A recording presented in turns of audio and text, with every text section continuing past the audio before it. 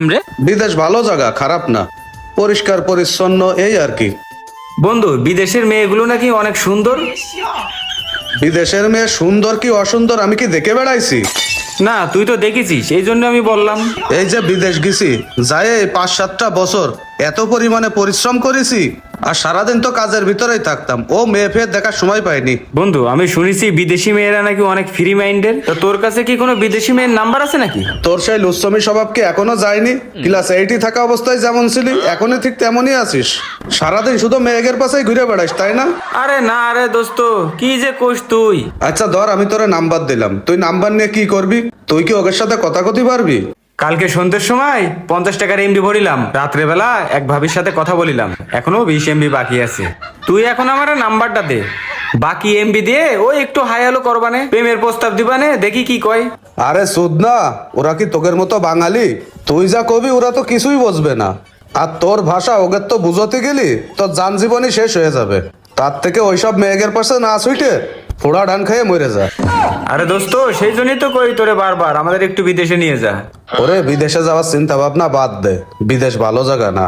তুই যাওয়ার আগে তো কথা দিয়ে গেলি আমাকে দুজনরে নিয়ে যাবি, এখন নিজে সেটেল হয়ে গেছিস, আমার কথা তার মনে নেই। আরে দোস্ত, বিদেশ ভালো জায়গা না রে।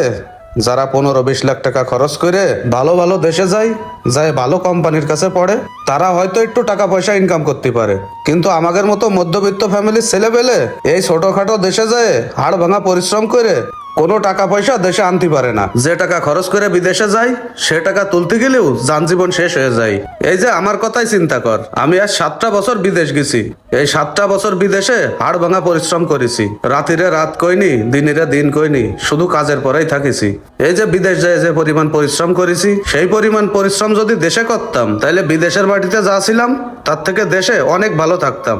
আর বিদেশের মাটিতে যে কষ্ট করা লাগে এই কষ্ট তোরা করতে পারবি না। আর সবচেয়ে বড় কথা, যেখানে আমি আর যাব না সেখানে তোদের কিভাবে পাঠাবো?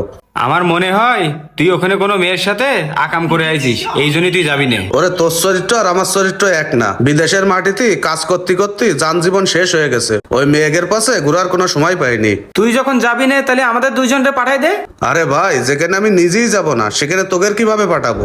দোস্ত, আমার মনে হয় তুই নিজেও চাইস নে আমরা দুজন বিদেশে যাই, আর বিদেশে যাই তোর থেকে ভালো কিছু করে ফেলি, তুই তো এটা চাইস নে। আর তুই যদি আমাকে ভালোই চাতিস তাহলে তো সেই কবেই নিয়ে যাতিস, এই দিনের পরে দিন এবার ঘুরে নিয়ে বেড়াতিস নে। হ্যাঁ, তুই ঠিকই কইছিস, দরকার নেই ওর মতন বন্ধু, চল এখান থেকে আমরা চলে যাই। হ্যাঁ চল।